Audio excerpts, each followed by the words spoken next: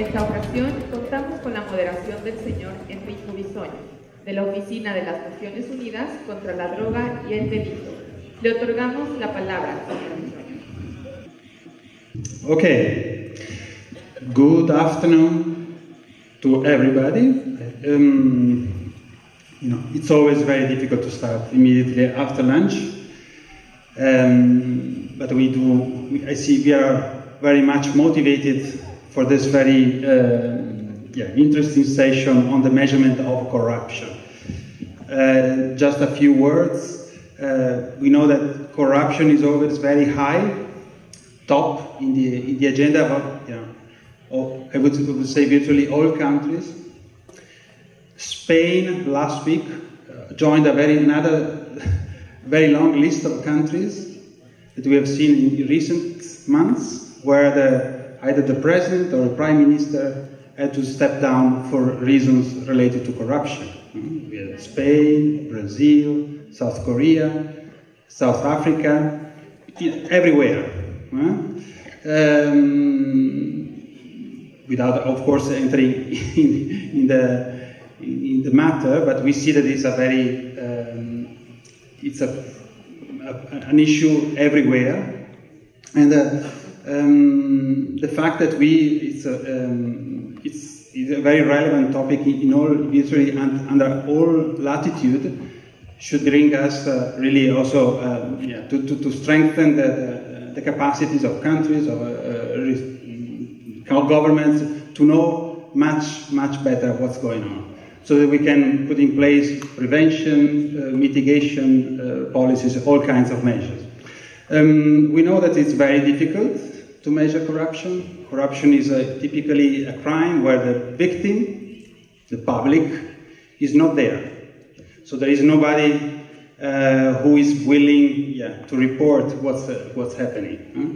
Or then, of course, it has to rely on capacities of law enforcement, prosecution to detect what's going on. Again, we know it's very difficult. So for many years, there's been a kind of we have taken a kind of shortcut instead of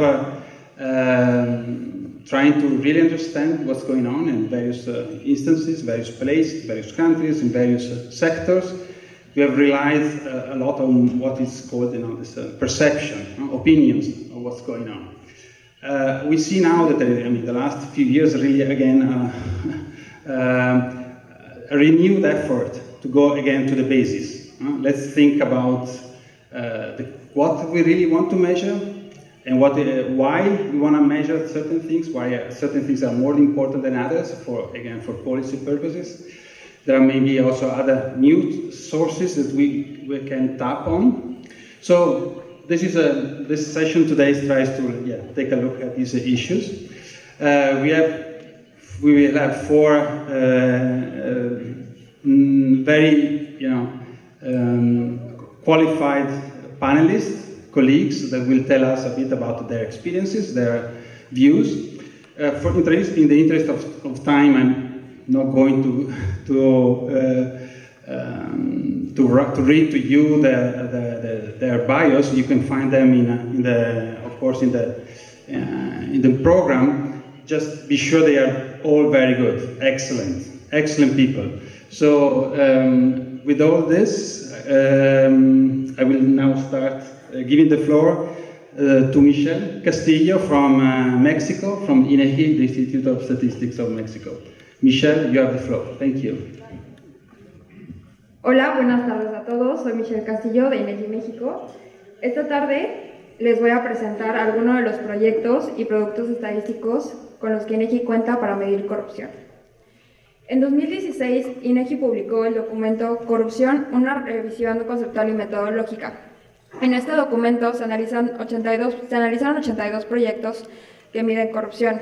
De esos 82, 50 fueron encuestas, 27 fueron índices compuestos y 5 fueron registros administrativos. Para esta sesión se actualizó el total de los proyectos.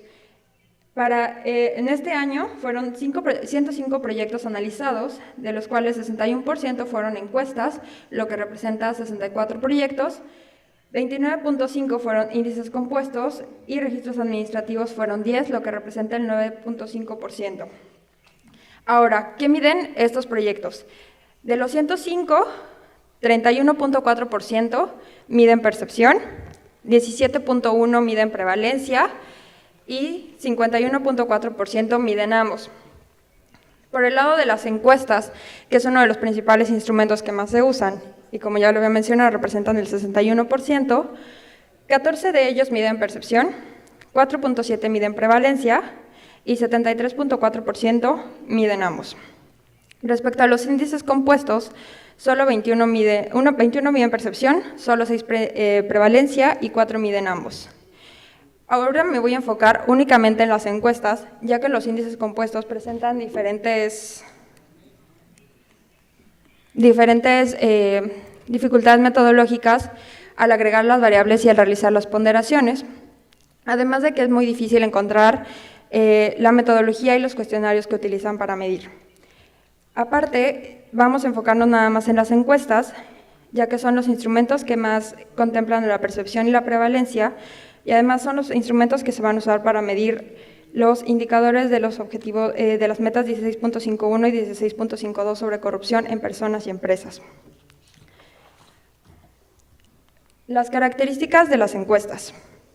Para empezar, 36% de ellas, lo que representa un 57%, se hacen a encuestas a hogares y personas, 17 se hacen a empresas, 8 tienen una población compuesta o mixta, y 3.2 hacen a servidores públicos. Además que tenemos el caso en México de una encuesta que mide la prevalencia de la corrupción en la población privada de la libertad. La metodología más usada al realizar esas encuestas es cara a cara, después los cuestionarios escritos y una metodología mixta. Los productores del 50% de estas encuestas son los gobiernos y las organizaciones internacionales, y la mayoría son representativas a nivel nacional, algunas de ellas también a nivel subnacional, e incluso tenemos casos de encuestas que no son representativas. Ahora tenemos un grave conflicto, ya que la mayoría de estas, la mayoría de estas encuestas o fueron medidas nada más una vez o no tienen un periodo de tiempo establecido y determinado para medirlo, lo que nos indica que a veces podemos obtener datos de 2006, luego de 2010, luego de 2011 y finalmente de 2017, lo que no nos permite una comparabilidad a través de los años. Ahora, ¿cómo se pregunta sobre corrupción a través de estas encuestas? 68% lo hace a través de una pregunta directa. Esto es que le pregunta a la persona, a ver, en tu ¿alguien te ha pedido o ha esperado que tú pagues algún precio extra, algún pago extra por sus servicios? Y el 32% lo hacen a través de una pregunta indirecta, preguntando primero si ha tenido algún contacto con un servidor público, con una autoridad, si ha realizado algún trámite y después se le pregunta específicamente por la experiencia de corrupción. 66% de las encuestas se pregunta por contacto con servidores públicos y experiencia de corrupción con estos, 48% con trámites y 22% con instituciones.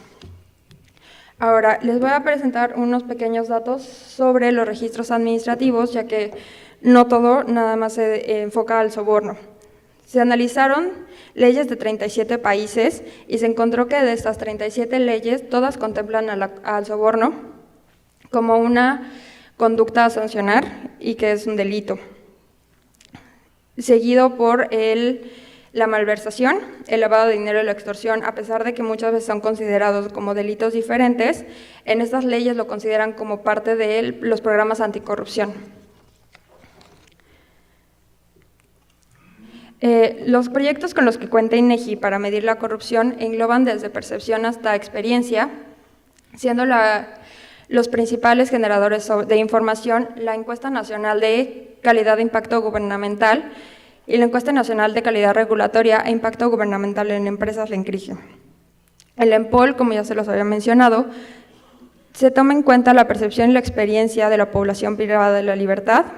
La ENVE, que es la Encuesta Nacional de Victimización de Empresas, también considera la experiencia de la corrupción y del soborno como un delito.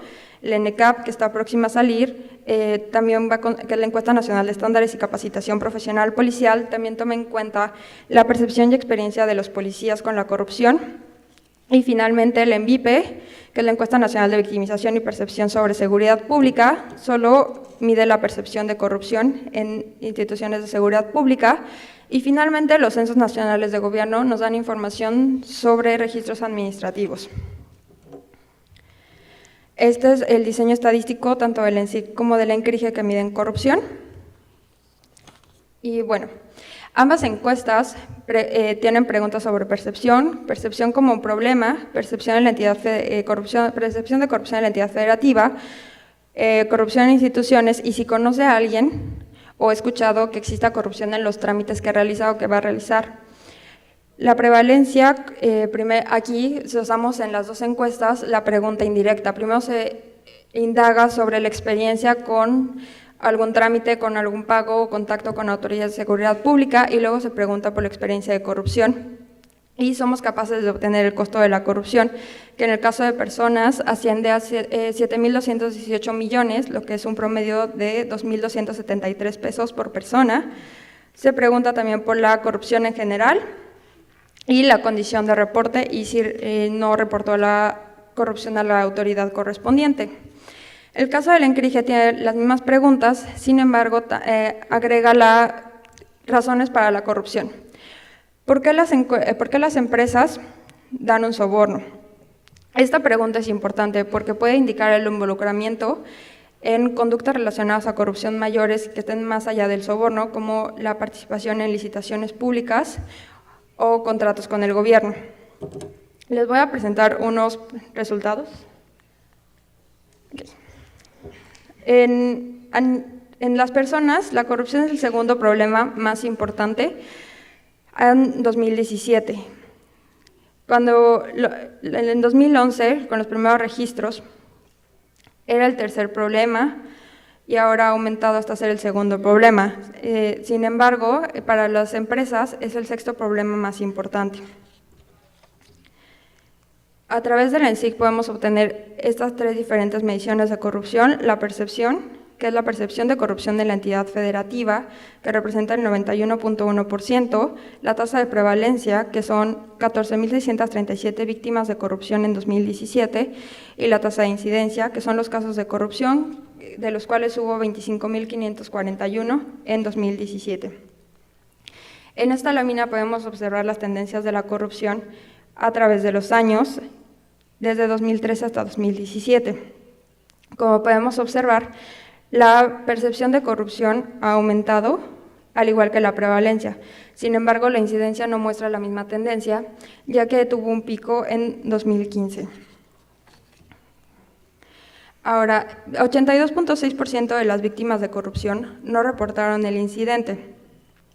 El primer motivo para no reportarlo es porque es inútil, el segundo es porque es una pérdida de tiempo, el tercero porque la persona involucrada en el acto obtuvo un beneficio, y el cuarto es porque creen que la corrupción es una práctica común. A nivel de empresas, igual podemos obtener las mismas tres mediciones. Caso vemos que la percepción es menor que en personas, la tasa de prevalencia es de 1.039 y la tasa de incidencia es de 18.007 casos. Las razones por las que las empresas dan un soborno: el primero fue para aumentar los procedimientos. Si nos vamos al penúltimo, podemos ver que es participar en licitaciones. Esto puede reflejar que no solamente implica un soborno, sino que tiene conductas más graves y que pueden afectar incluso en temas de infraestructura, y ahí ya no tenemos a víctimas como tal. Okay. Sobre las personas privadas de la libertad, hubo 393 víctimas por cada 1.000 personas privadas de la libertad. La primera causa por el no reporte es por el miedo a represalias, y la segunda es que consideran que la corrupción es una práctica muy común y que no debería ser reportada. En los censos nacionales de gobierno podemos encontrar información sobre la organización de los estados y municipios para combatir a la corrupción, así como los crímenes relacionados a este delito. En esta gráfica tenemos a las sanciones y los servidores públicos sancionados por hechos relacionados a la corrupción. A nivel municipal han aumentado tanto los servidores como las sanciones.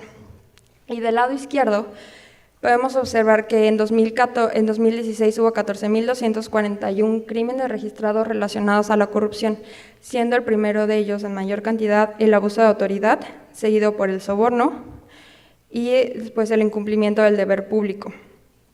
Aquí, por ejemplo, también se incluye el enriquecimiento ilícito, del cual en los censos podemos obtener información también sobre las declaraciones patrimoniales, cuántos servidores públicos las están haciendo.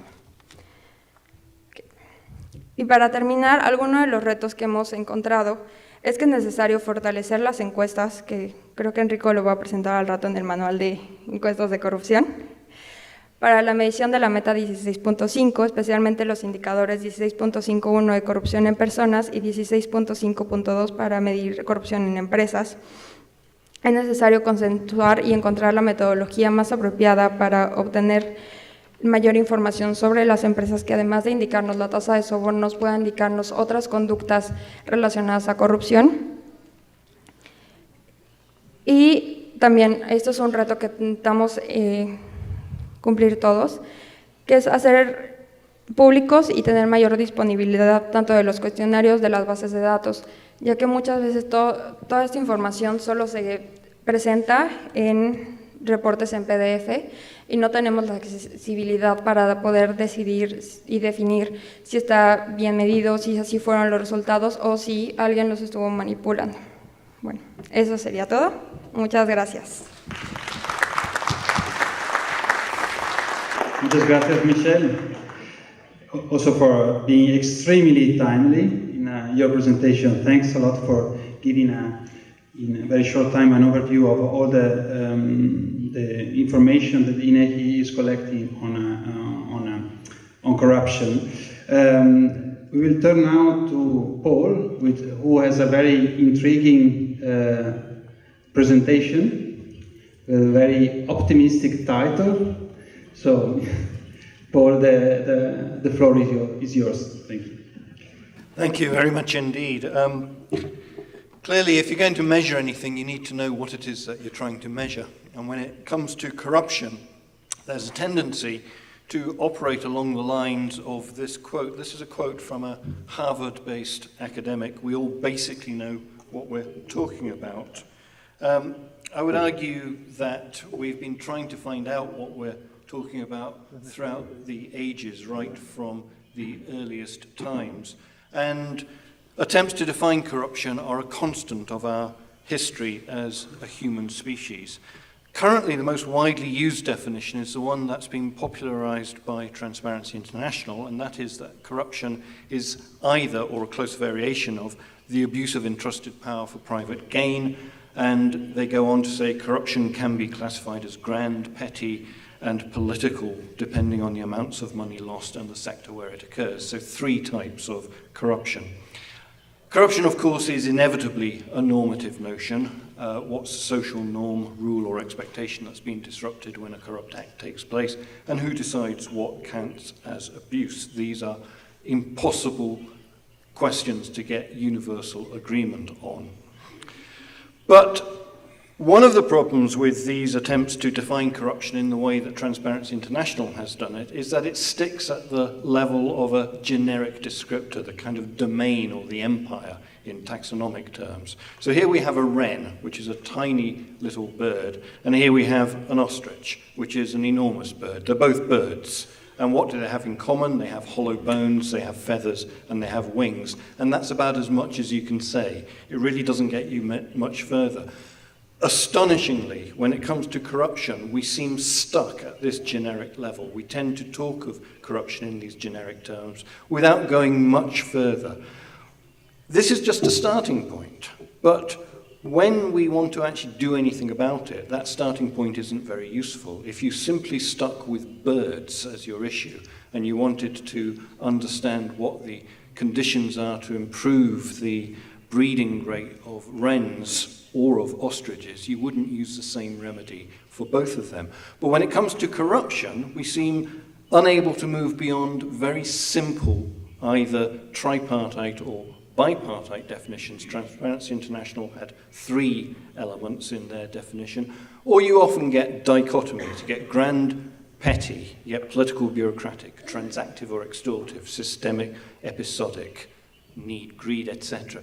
These are often presented in oppositional terms, one of these types of corruption versus another, as if this can remotely go close to encompassing the various different types of corruption that exist. It's far too simplistic and it's far too reductionist to help us be able to develop countermeasures. And we need to be able to develop countermeasures if we're going to do anything about the problem.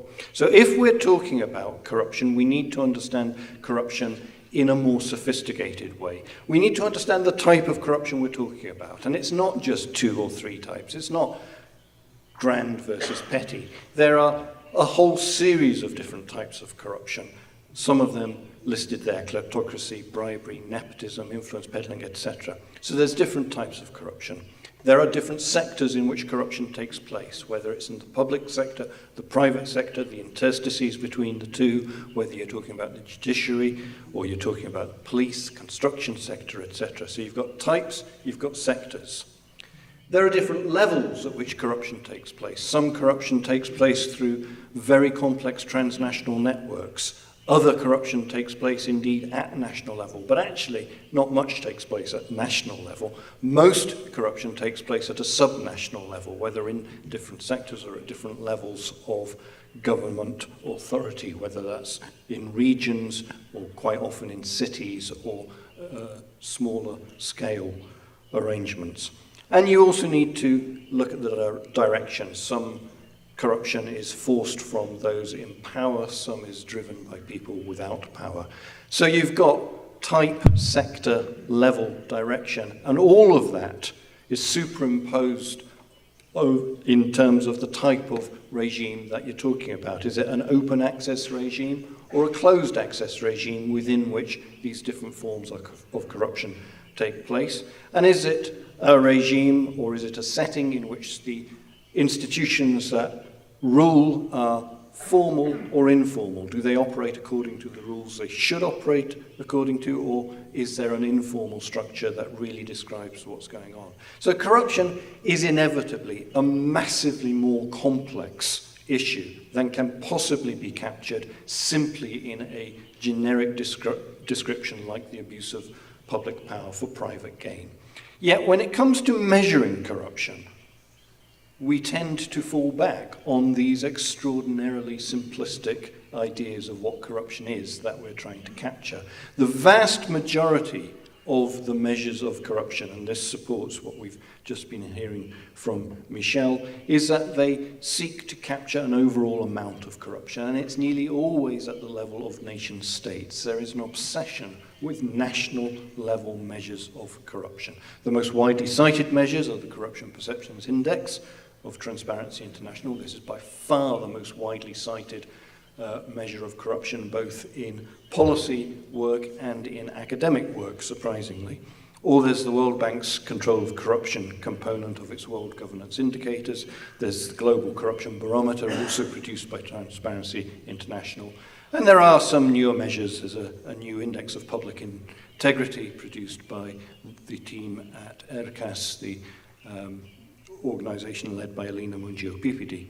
All of these play into a narrative which has emerged over the last 20 or so years, that rankings and ratings, which reduce complex phenomena into quantifiable indicators, can actually assess performance of states across a whole range of different functions. And this leads then to a whole series of very familiar maps of the world in which different aspects are captured at different levels. So you have the Corruption Perceptions Index for 2017 suggesting that for any country it makes sense to compress the complexity of corruption into a single figure which accounts for corruption across the entire territory. The World Bank does exactly the same in its Control of Corruption Indicators. The Global Corruption Barometer breaks this down according to different sectors and people's personal experience of having paid bribes within those different sectors, but again at a national level, non-disaggregated. And the newest index, the Index of Public Integrity, breaks down again according to different sectors, 6 different elements, but this is again a national level index where countries are ranked against each other. So we've got an obsession with looking at corruption in relatively simplistic terms at the national level. The question is, what does this do for us? There are real problems with these aggregate indicators.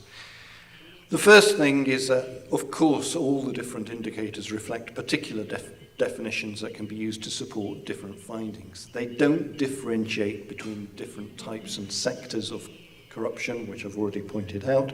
They tend to emphasize bribery overwhelmingly, and bribe takers in particular, more than bribe givers. They provide an illusion of quantitative sophistication by using a series of techniques to try to bring together what are often a whole series of different indicators to produce a single aggregate number. But the most important problem with all of these approaches is they don't offer any guide whatsoever to practical policy formulation. Simply knowing that there is apparently X amount of corruption in country Y is as useful as knowing that there are as many wrens as there are or as many ostriches as there are. It doesn't tell you what you need to do about it. So what we need to do is to develop much more objective and sector-specific indicators. And there are some developments that are moving in the right direction in this sense. We've got more focus now on things like missing expenditure, tracking particularly in regard to infrastructure projects. We've got audit analyses of ever greater sophistication. We've got victimization surveys which tell us more about the reality of how corruption takes place in particular settings, sectors, places and times. We've got work which Missy Fazekas will be talking about shortly on procurement big data. We've got local indicators developed by domestic stakeholders.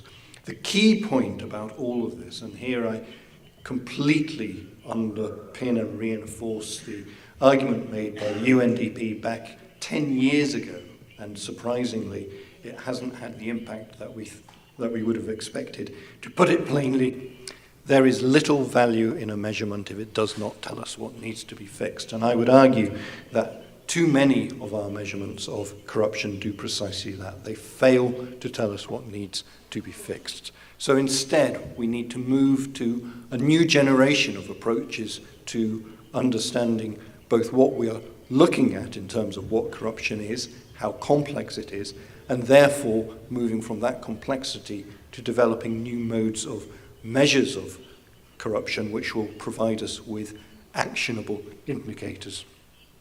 If we're going to do that, if we're going to have any chance of being successful in that, we need to employ multiple sources of quantitative data, but we need that alongside qualitative narrative analysis and real-life case studies in order to paint a picture of corruption in a given setting, whether it's a country, whether it's a subnational or it's a sector context. But we need to move away from this obsession with national level indicators. And we need to return to the question of what it is we are measuring, which brings us back to the importance of disaggregating the concept of corruption in order to be able to identify useful actions that can be taken against it. And I was struck by how in the very opening session that we had today, the work on crime and disaggregating crime statistics and then attempts to re-aggregate some of those is so much more advanced and so much more sophisticated than much of the work on corruption, which still operates as if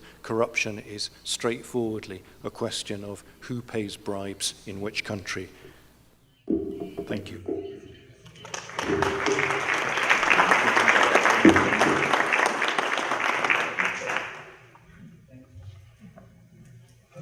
Thank you so much, Paul.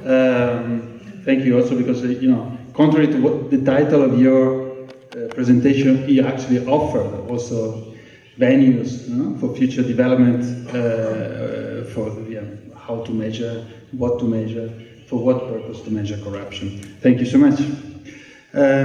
Tina will talk about the risk of corruption and how to mitigate that. Tina, the floor is yours. Thank you. Thank you very much, and thank you for inviting. Yes, I have been studying corruption for around 20 years or so, and now I'm focusing on how we hold players liable. And I found the discussion this morning quite useful, the one on typology and disaggregation of data and classification.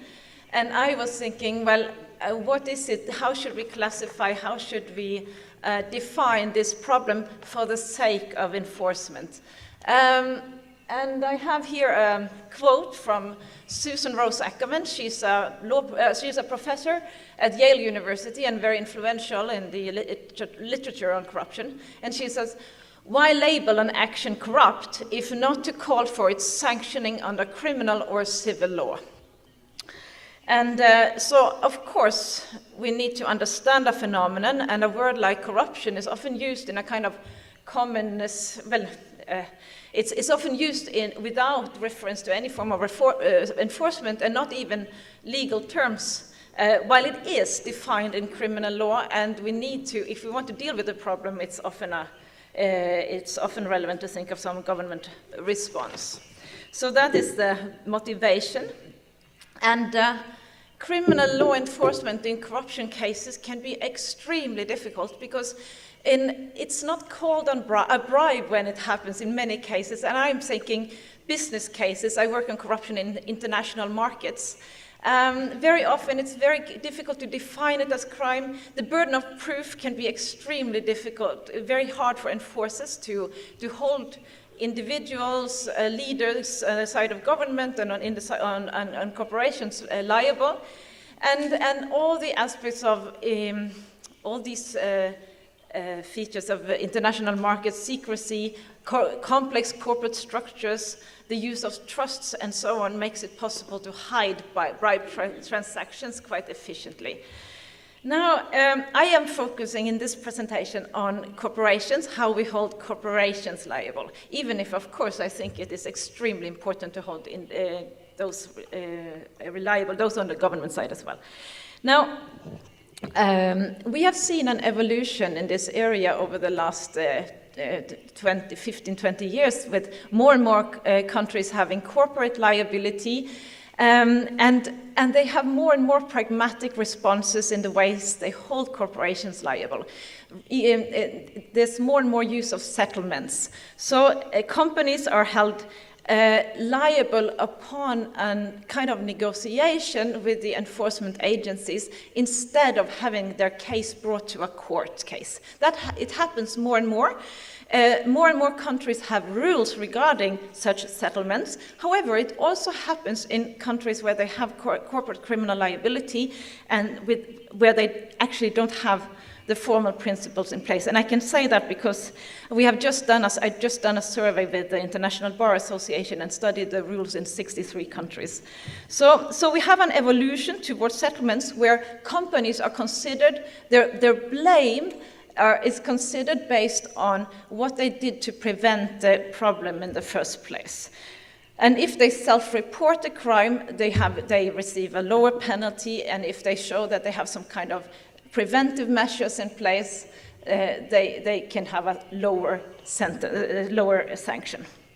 Now, what I want to discuss is how can statistics help enforcement agencies define blameworthiness? Because even if we are talking about corporations, it has to be this kind of some kind of blame has to be defined nevertheless. So what kind of data will enforcement agencies need in order to get closer to this question of blameworthiness, what the companies should have done to prevent the crime, how can they have some information that helps them in estimating the right size of the sanction. We have just heard about this kind of corruption perception index, which is the most cited information about perceived levels of corruption. Is this useful for estimating what companies should have done to reduce corruption? Well, It is an indicator that they should be cautious in some countries at least, but maybe they were cautious, and it doesn't tell much about their blameworthiness. So what kind of information would they need? There are many consultancies are producing information about business risk. And this is also useful for the companies because they can have these reports and they can show to the enforcement agencies, look at, we did what we could to get information about the problem. But what does that tell the enforcement agencies about their blameworthiness? Business risk, by the way, is used in a very imprecise way in many settings because it is referred to as if it is the amount of the hazard, or while in reality risk should be estimated as consequence times the probability indicator. And in that sense, it's useful for policy priorities, it can be useful for corporate strategies, but it doesn't tell the enforcement agencies very much about the blameworthiness of the companies. Now, if we use all the data we have so much second-best information about corruption now, and if we categorize this in this kind of vectors where we can put country characteristics, in a market characteristics, sector, firm characteristics, and put all of this into one database, and we can calculate a company's inclination to estimated probability of being involved in corruption. We have all of this information now, so even if it's not a perfect estimate, it is possible to come up with some kind of probability or estimated probability. Will that help the enforcement agencies in their work in terms of determining blameworthiness?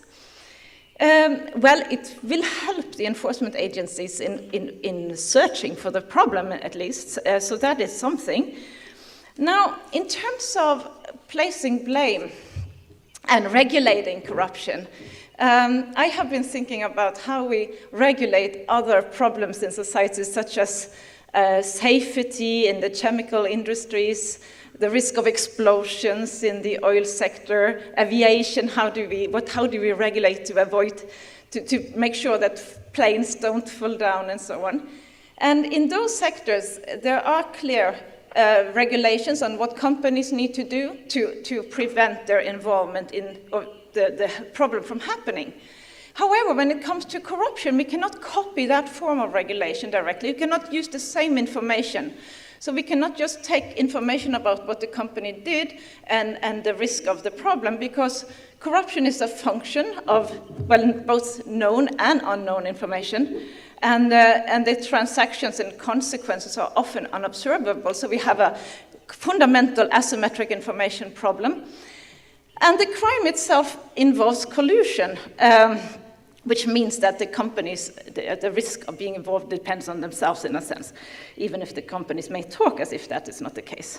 Now, so what the information that law enforcement agencies need, they need to know what kind of choices the company did vis-a-vis their information it had about the hazards, in this case, the corruption hazards.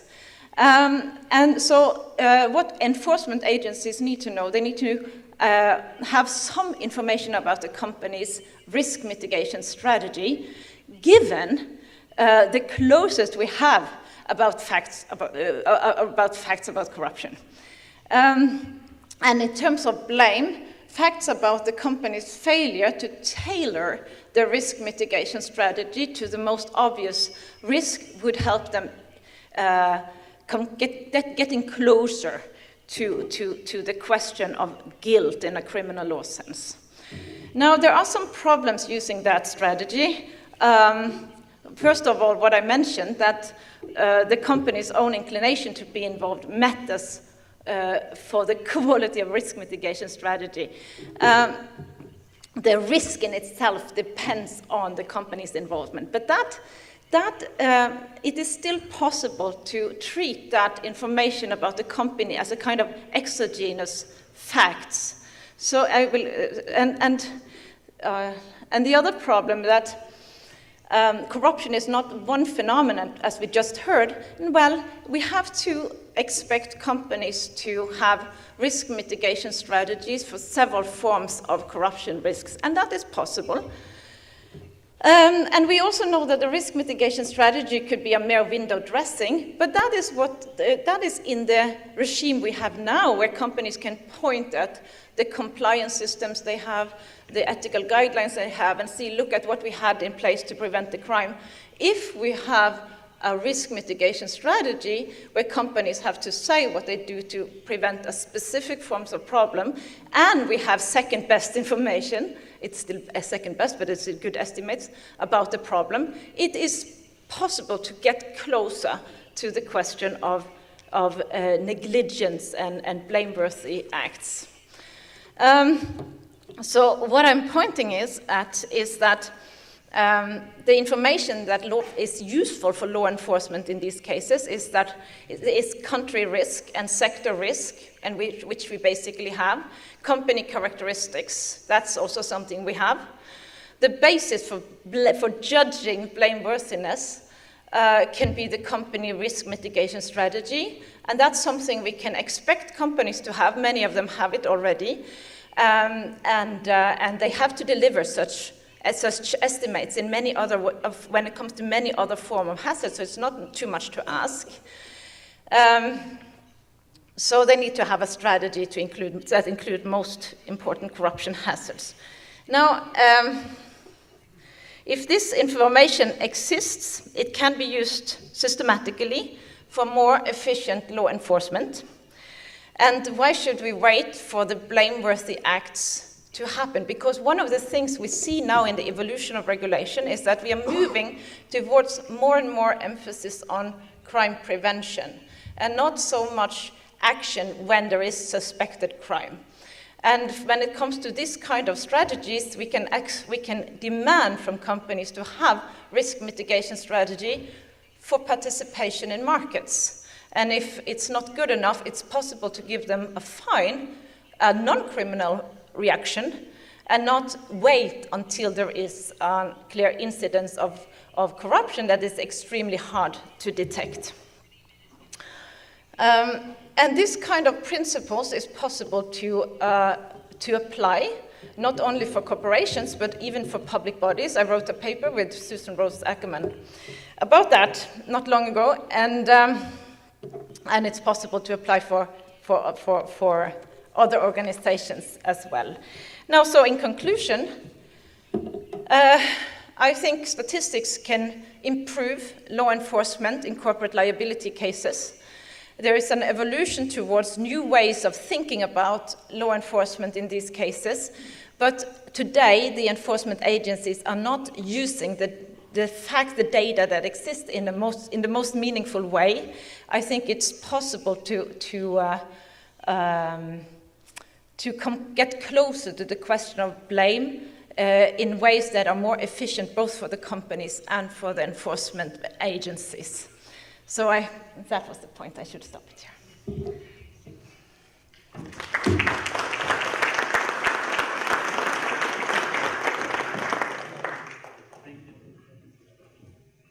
Thank you, Tina, for this very fascinating model on assessing risks of corruption. I would be very curious also to see how we could help to also operationalize that in terms of data. Okay, we have our last speaker, Mihaly, who will talk about some recent experiences in using big data proxy corruption. Please, the floor is yours. And I also would like to remind all of you, if you have questions for the panelists, please don't hesitate. There should be our colleagues around us. So in case you are interested in asking a question to our panelists, please don't hesitate. Great. Thank you very much for being here in such great numbers. I'm really glad to see. And in fact, most of you haven't fallen asleep, so this is clearly a sign of interest, and also how interesting my fellow panelists have been. So as said, I'm going to talk about measuring one particular type of corruption, high-level political corruption, in one particular field, which is government contracts. I'm going to present results which have been gathered at the University of Cambridge and the Government Transparency Institute as part of the DigiVist project and a couple of other research projects, mainly focusing on Europe, but quite a few other places. I can see that the time hasn't started. Does that mean that I have as much time as I want? Good. No, I won't be fooled with this, don't worry. Anyways, I'm going to cover two main points. The first one is quite obvious, but not necessarily contentious, which is corruption can be proxied objectively. We need good data, good definitions, and well thought through validated indicators, and I'm going to give you a concrete example for this. And then the second point is that even if we have the best data in the world and the best indicators, it has to be useful, actionable. So I'm going to talk about how valid corruption proxies can be used for practical purposes, various practical purposes. Now, before I continue, I want to highlight one important point which has been mentioned, but Enrico at the very beginning, but Paul also echoed it, that there is a clear agenda here. Another time started, so I have to hurry. So the agenda is very clear. We have broad perception-based indicators, typically on the country level. We want to move away from those. It doesn't mean that those are bad measures, but they have their limitations. We have to add to them specific indicators tailored to a particular context, ideally in a very micro level, transaction level measures, so that we have a fuller understanding of corruption, not just its quantity, but also its structure and consequences in terms of loss to taxpayers' money or loss to quality of public services. So I'm going to give you a concrete example in public procurement. And then for those of you who don't know public procurement, this is very simply anything the government buys, any kind of purchasing activity the governments and their various organs are engaged in. So that could be anything from buying school meals, for example, to investing into nuclear submarines, right? So that's very diverse, but there is one very clear government function behind it. Why does it matter? Is simply because it's roughly 1/3 of government spending. So really, there is a lot of money. In addition, in spite of heavy regulation on this field, there still remains great degrees of discretion in terms of technical specifications, the legal routes to be followed. So if someone wants to get a lot of money, someone wants to hide it behind technical specifications or very complex legal concepts, then it's a perfect field. Public procurement is really the domain of high-level political corruption going for big money. One concrete set of facts for why public procurement is important. This is figures from the OECD government at a glance. You see the share of public procurement spending in on the left-hand side in GDP of these various OECD countries, and on the right-hand side you see public procurement spending as a percentage of government spending, and you see the OECD average being around 1/3 with quite some variation across countries. Now, what data do we have of all this great amount of money spent? First of all, we have very detailed contract and tender level data. So that is where big data in the title comes from. From the DigiVist project in Europe, covering 33 European countries, we have over 17 million contracts for just a couple of years. Right, so this is a great number of contracts, great amount of data, and for each contract we have a wealth of information. We have data on when the procedure was launched, the call for tender, the terms, specific assessment criteria, dates, for example, when the bids should be submitted. We have information on contract award, who has won, what was the actual price, what are the deadlines for delivering the contract, and then often we also have information on contract delivery, so actual payments or deviations from the signed contract. Right? So big data is really there in this field. We have a lot of money, a lot of observations, and several hundreds of variables of each and single observation. Now, what is even more interesting in this field is that we can link contracting data to a number of other interesting data sets. One of which is company data, so we can look at registry information, financial information, and ownership information back to contracts. And this is where my presentation closely links to what Tina presented before, that understanding the risks both from the organizations, both from their transactions and their wider environment, such as sector and country, really gives you a more complete picture of risks surrounding every single financial transaction. Then you can also link public procurement data to company data and political office holder data, and finally treasury accounts of the public organization, such as how much deficit is being made by a particular organization. I'm not going to talk to you through the details of this. You will see on the slides the data which we have mined, which we have republished in a structured way. These are the links where you can access this information. I'm going to move on to the definition. Once you have the data fixed, what kind of definition of corruption fits this particular domain?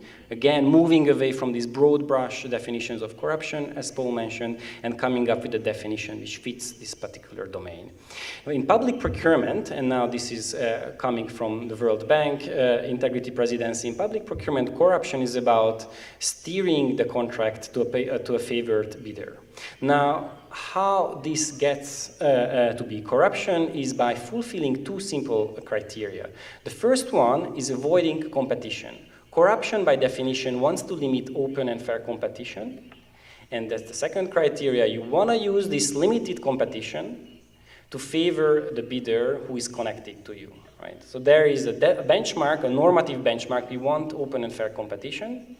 And then corruption biases this process, this limits competition, and it doesn't just do this out of incompetence, but it does it for a particular purpose, to benefit the friends who are connected to the public buyer. How does this definition play out in practice is very simple. We have a few components to which we can attach measurement instruments. The first one is the contract itself. Any particular corrupt group would go for the contract. They want to overprice the contract or want to compromise on quality or quantity, right? That's really the goal. You need the two actors, the contracting body and a supplier. And because we are talking about corruption, you also always need a particularistic or personal tie. That's the second layer on top of a formal contractual relationship. And the cool thing about this very simple conceptual framework is that each component will get a set of indicators in our very rich data set, which on their own help you understand the types of corruption and the degrees of corruption, but most crucially, they allow you to triangulate, right? There is a lot of noise in contracting data sets, so the red flags you get, the risk indicators you get might signal actually something else. It might get false positives. But if you link two together, for example, link the supplier risk indicators, then you get a lot more reliable measurement. Concretely, if you find a single bidder contract on a competitive market, that looks suspicious. But maybe really the buyer had some very specific needs, only one company could fulfill that. But if that particular company happens to be owned from a tax haven, well, this thing gets a lot more suspicious. You know, two indicators brought together strengthens your suspicion. Right? If in addition, that company is run by the wife of the mayor, whose municipality awarded the contract, then the three bits of evidence really point at high risks of corruption together. You triangulated the data coming from different sources to get that very reliable measurement. I'm going to talk quickly about two concrete examples with actual data to see how this framework works. There's a lot more which I won't be able to talk about, even if the timer started a lot later. So the first one is single bidding on competitive markets. This is getting at the heart of limiting competition, right? Now, a familiar story for some of you, but definitely those of you who read the literature I read, the familiar story is that the bidder is not really, the corrupt bidder is not really efficient, and there are more productive companies on the market. So the corrupt buyer will make sure that the official tendering procedure, time, the advertisement time is very short, so that the able and otherwise productive competitors cannot reasonably put together a bid. And then, informally, this corrupt buyer will show the tendering terms to the connected company well in advance of the public announcement. And hence, the connected company who is less efficient, it will have a competitive advantage. Now, what this means in practice is that we have a distribution of contracts according to the number of days the advertisement was public. And then we somehow have to find those advertisement periods, those tight deadlines, which would fit this story, right? Hence, what we look at the predictive power of these very short advertisement periods, these few days, predictive single bidding. And this is data from Portugal, where we see that these circled short deadlines, so something like 2 to 3 weeks, are accompanied by a 14% higher single bidding. Okay, 2 bits of evidence fitting a story leading to corruption proxies directly. Another bit of evidence, and then even though we don't like perception indicators, is looking at how people perceive countries to be corrupt and how our objective corruption proxies tell us how corrupt these countries are.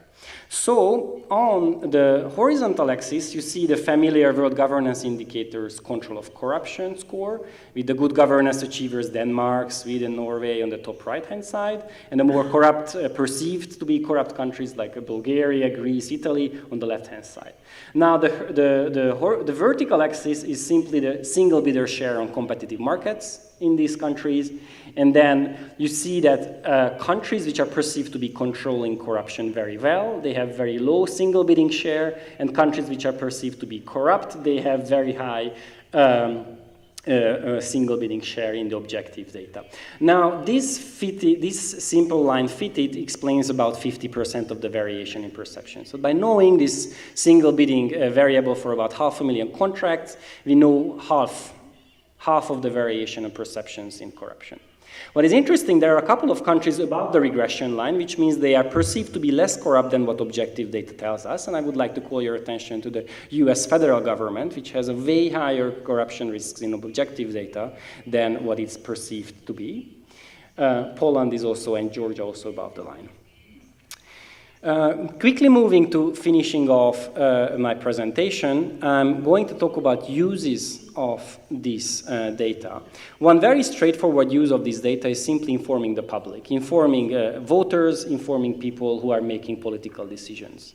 Then you can use this data and indicators for automated compliance checks, looks for violations of rules which point at corruption. And finally, you can do risk-based audit where you predict risky contracts. And I'm going to focus on the last one because there is very little time. So we have done a little project with the European Investment Bank where they wanted to see the risk scoring of their counterparts, organizations which receive funds from the European Investment Bank. And the problem is that they deal with organizations very infrequently. Right? So it's very hard to know who is risky, who is not, just from the bank's own data. So hence, we looked at the total procurement activity of these organizations, like the municipality of Budapest and other public bodies. We looked at these organizations' public procurement risks and red flags, such as single bidding, such as tight deadlines, such as contracting with organizations who have tax haven links.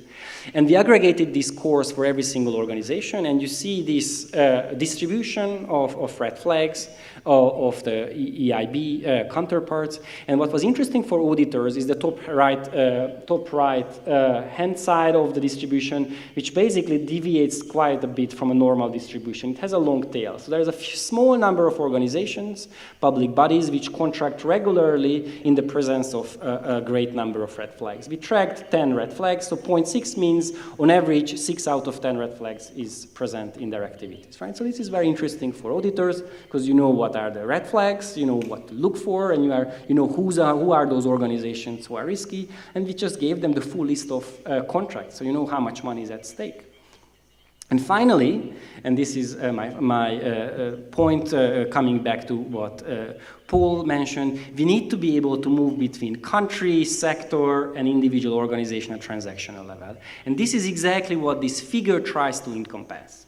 You have single organizations, either buyer or suppliers at dots, and you have relationships, contracts between them, as each tie. Now, this is a full public procurement market of Hungary in 2011 and 12, and the size of the dots represents the average share of red flags in these companies, right? What you see here is that the big red dots, so the most risky organizations, tend to cluster together. There are some subclusters here, but then overall it's a large single networked corrupt hydra, I would call, a corrupt network. So what this tells you is that coming from individual red flags in individual contracts, pulling them together, you can have a full picture of a country, and you can start to understand, is this country captured by corrupt interest, or is this country following a universalistic resource allocation and corruption is the exception to the norm? Obviously, because of the highly connected forms of corruption in Hungary, this picture tells you that there is a state of state capture throughout basically the whole public sector. Thank you very much.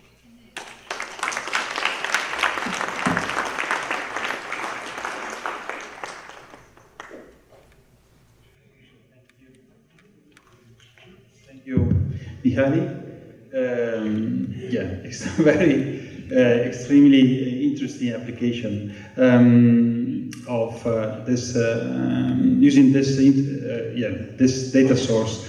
I have a few questions, and I would like, maybe I can start directly from you, Mihaly, because there was also a question for you. Somebody was interested to know more about this data source.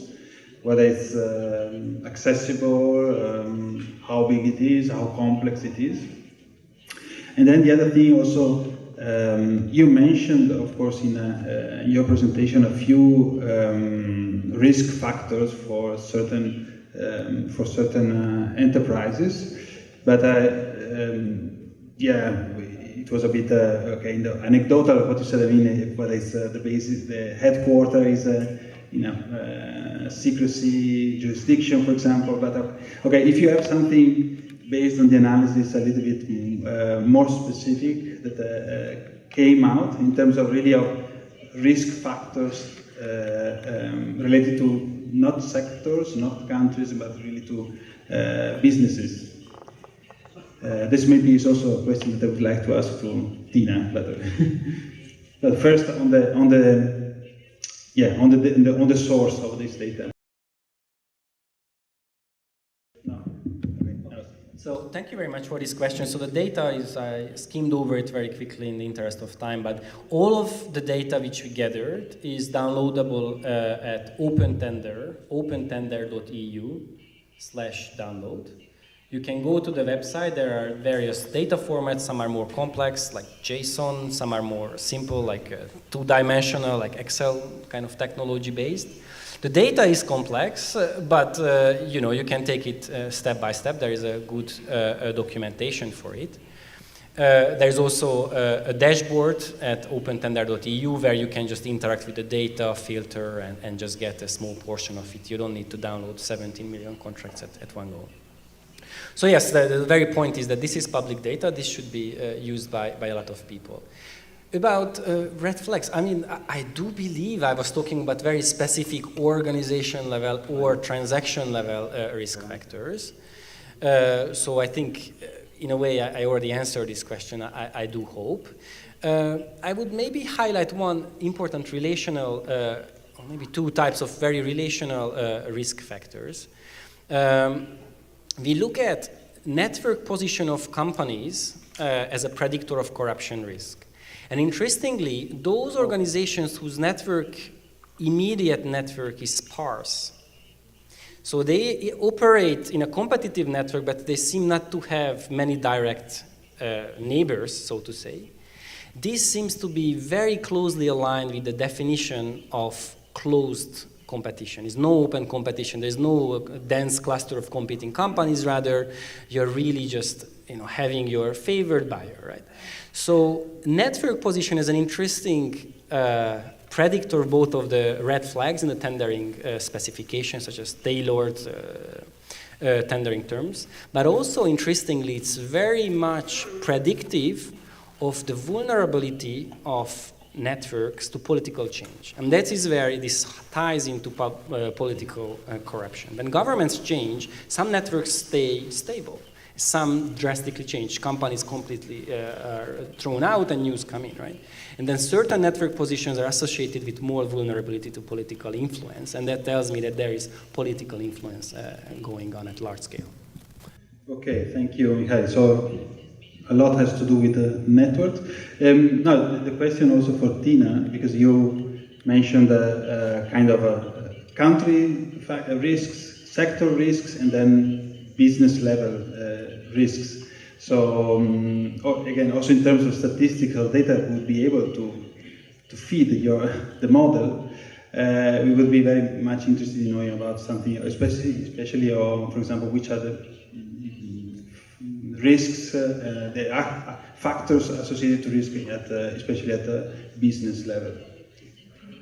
Well, I think one of the messages, the key message coming from all of us is that we have, that there exists useful information about corruption. It has to be broken down to in different ways, and by doing that, it is possible to deal with the problem in more efficient ways. So I think that was a main message.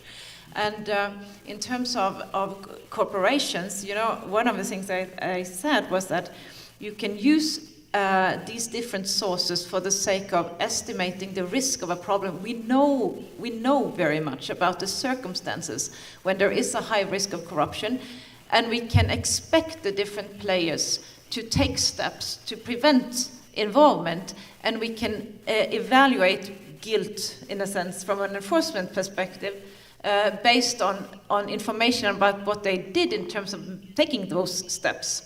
Now, the specific data we should use, depends, I think this is a bigger discussion. I think we could make a computer program where we put in the best available sources of the different forms of hazards.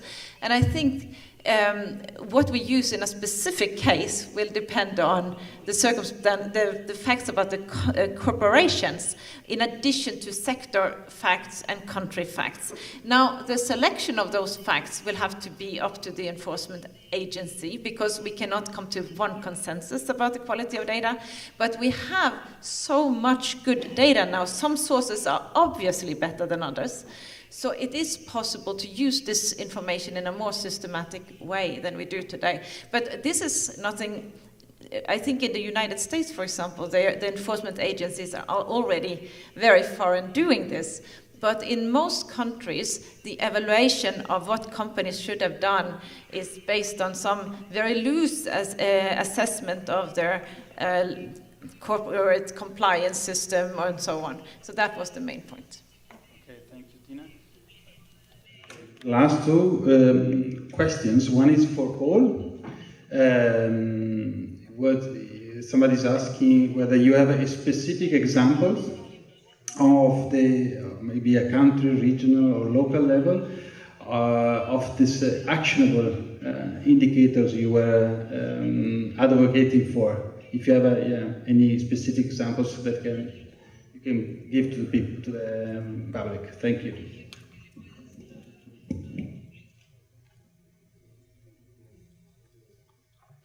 Thank you.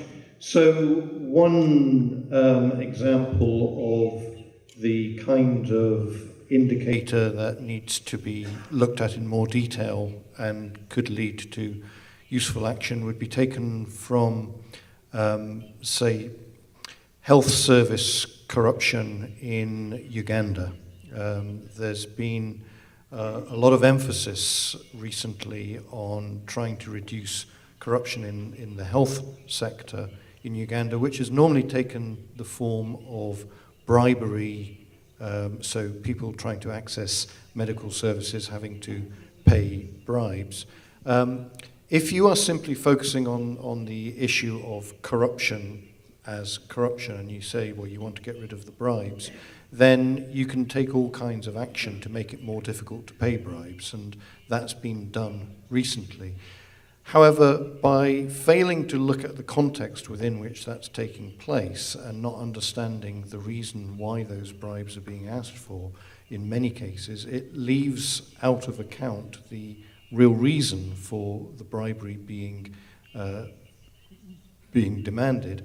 And that, in the Ugandan case, was often because of a lack of resource in terms of medical supplies. So the bribes were demanded in order to ensure that medical supplies could be purchased in order to provide basic services for those who need them.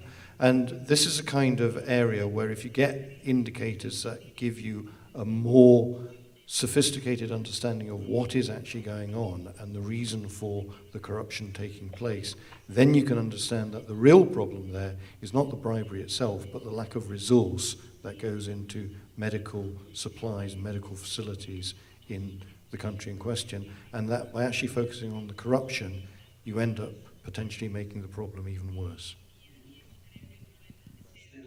Still the corruption, the bribery would be the first in that sector, for example, health sector. Knowing that would be already an indicator useful for them. Absolutely. Yeah. So what you need to do is to get that information at the relevant sector level, and then understand it better in order to be able to do something about it. Sure. The last question is actually which is I think very interesting. I think it's for all of us. Somebody's asking, as you present, everything seems easy to understand how to measure corruption. Congratulations. But what happens in a country like ours? We don't know which countries our friend is referring to, but what happens in a country where we don't have any information and any data? So maybe the question can be, where could we start from in a country with a very limited data relevant in this topic? Any idea?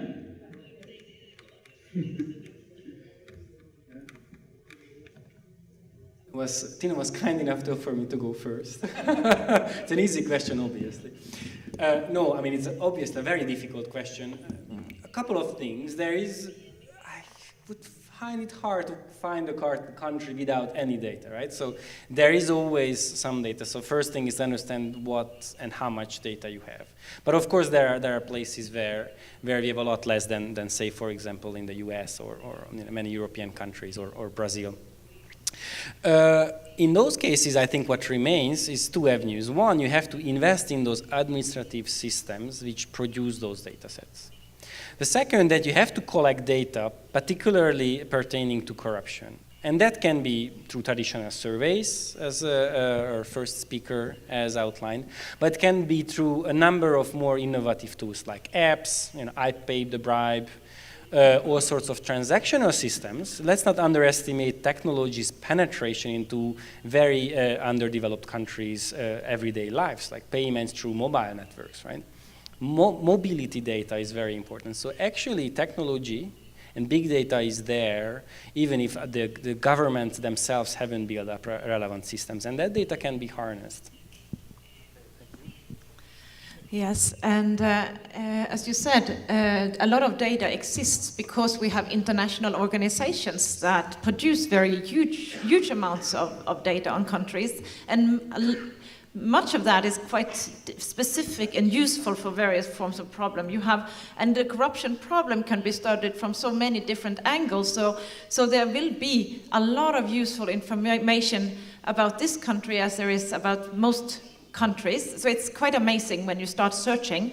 And when it comes to corruption, of course, it's about an integrity in a larger perspective, but it's also about government efficiency and so on. So the information exists. But I think with a conference like this, one of the things that you encourage people to start using data and start searching for data, because most individuals in public bodies and so on, they are interested in contributing to data collecting exercises. Students are interested in contributing with a master thesis and so on. So it's possible to generate some kind of data gathering exercises in different ways if the will and the understanding of the need and so on is present. So that's absolutely a possibility. And when it comes to this topic that I spoke about, here in Peru, you have a new law on corporate liability, and that is an excellent opportunity to start registering what happens, information and so on.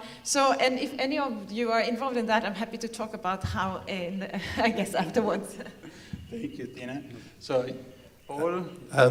Just a reflection on the question, which is a very good question. Even in those countries where we have very readily available data, the quality of the data is not always as good as it should be, and that's a real issue. But what we are seeing now is a greater emphasis on assessing both the availability and quality of data, and things like open government partnership are helping to put pressure on all countries to look at the quality and the extent of the data they make available. So even in those, and there is no such thing as a country with no data, but even in those countries where there is limited data, one of the things I think we can do is exploit the data that does exist in other countries and put pressure on them. And that pressure can work to ensure that they make more data available. It's not an overnight solution, but it is something that we can move towards as more and more countries sign up to the need to make their data more available. Thank you, Paul. For sure, one thing that also we can do is, and then you will hear a bit more about this in a bit more than 1 hour from now, because when we will talk about the manual on the corruption surveys. One thing is certainly also to promote this kind of exercise is really to produce data. We have to do the best possible out of what is available, but at the end we also have to make an investment in producing new and good quality data. With this, I think to close this session, I really would like to thank Paul, Michelle, Tina, and Mihaly for your contributions. Thanks a lot. I think they all deserve a very good round of applause. Thank you to all.